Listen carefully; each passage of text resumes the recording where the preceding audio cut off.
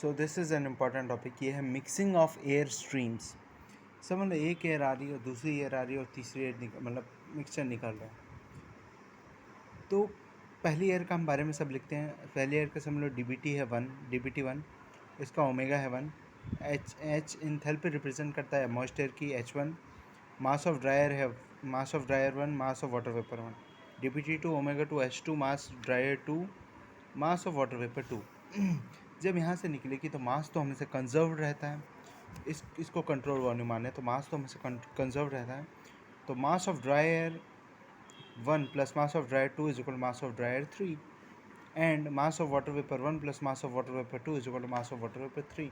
Because ideal gases है, ideal gases एक दूसरे के साथ पूरी मिक्स हो जाती है, कोई दिक्कत नहीं। अपने आप में नहीं, अपना अगर दो नाइट्रोजन के मॉलिक्यूल होंगे वो तो मिक्स हो जाएंगे आपस में। ये दोनों तो अलग अलग उसमें मतलब अलग अलग दिखती नहीं, बट अलग अलग है ही, एक ड्राई है और एक वाटर वेपर है।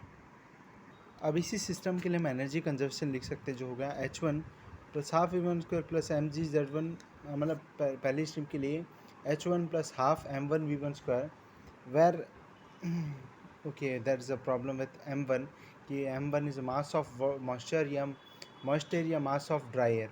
First of all, there is very little difference between mass of moist air and mass of dry air, so no need to worry.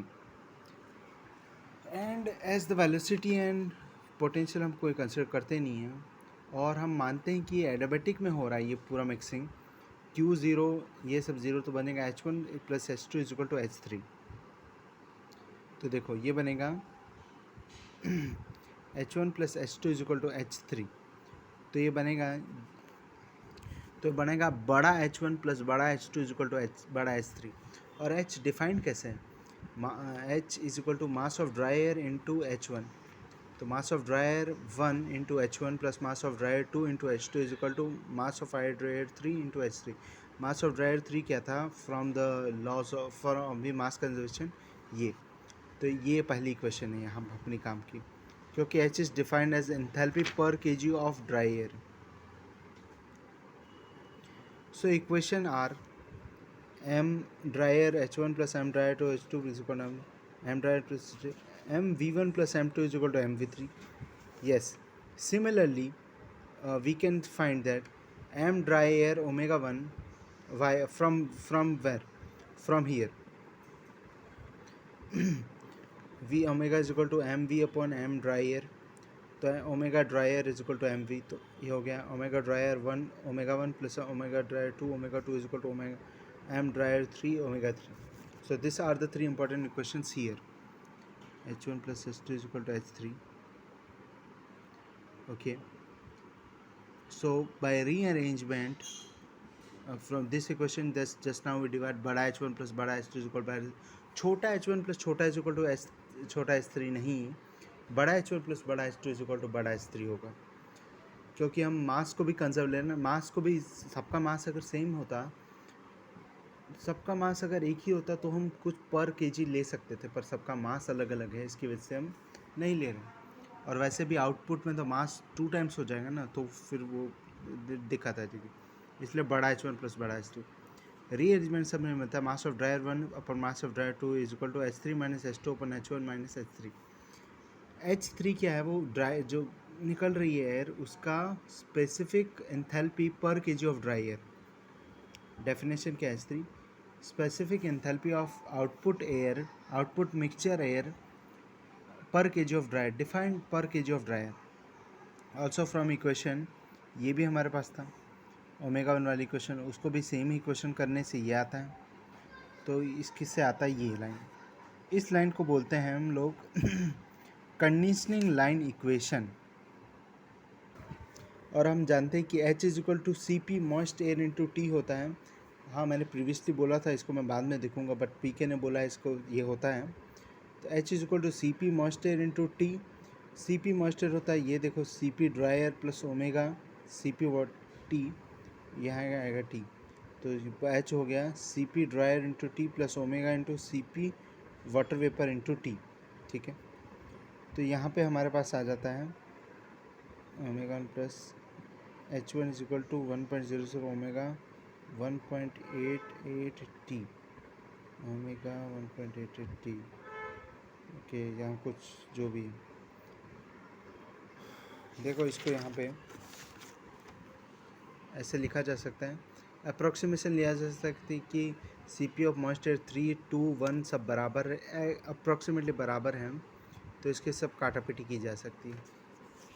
देखो, I am not saying enthalpy को लिखा जा सकता है, पर हमने लिखा था CP ऑफ मॉइस्चर को तो लिखा जा सकता है जो भी हो, पर टेम्परेचर के टर्म्स में लिख सकते हैं। Remember we do not reach DPT important बात इसमें, इम्पॉर्टेंट बात ये है कि जब मिक्सचर एयर निकलेगी तो वो ऐसा कुछ नहीं होना चाहिए कि DPT का कुछ कंडीशन नहीं आना चाहिए, वरना mass of water vapour decrease हो जाएगा, मास कंजर्वेशन हम लगा नहीं पाएंगे। So the main thing is this, मतलब कहीं भी DPT का कोई जिक्र नहीं आना चाहिए जब मिक्सिंग ऑफ एयर स्ट्रीम हो रही है। ये देखो, pressure of both stream same होना चाहिए, कैलकुलेट एंट्रोपी चेंज थिंग, ये आ गया। ये देखो pressure of both stream same होना चाहिए to calculate entropy change, nothing S two minus S equal to ये होता है, हमें पता है। ये टोटल एंट्रोपी चेंज बता रहा है, मॉइस्ट एयर की एंट्रोपी चेंज है। P2 is equal to P1, क्योंकि हम यहाँ पे ही देखो लिखा है, इस चैप्टर में हम टोटल प्रेशर को सेम मानते हैं हम लोग, ऐसा कुछ है। ये किसका रिप्रेजेंट कर रहा है, ये है ऑफ कोर्स एयर का ही रिप्रेजेंट कर रहा है, एयर के लिए लिखा गया है, एयर का फाइनल प्रेशर, एयर का इनिशियल प्रेशर।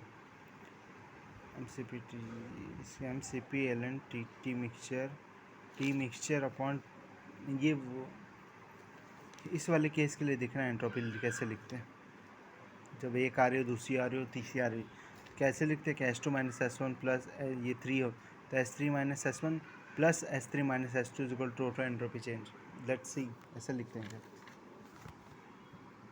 तो ये फार्मूला आ गया मेरे पास, इज इक्वल टू ये वाला फार्मूला।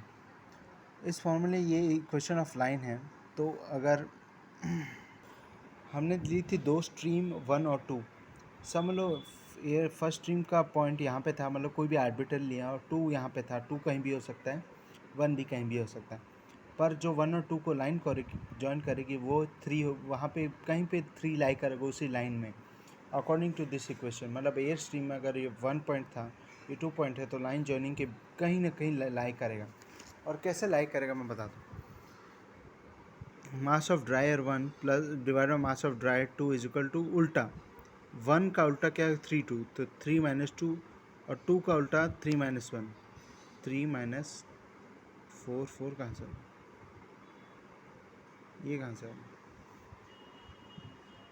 1 है, 1 1 1 sir, this is 1, yes this is 1, तो एच मतलब एम ड्राई 2 का लिख रहे हो तो ये रहा देखो, because this is line equation of a line.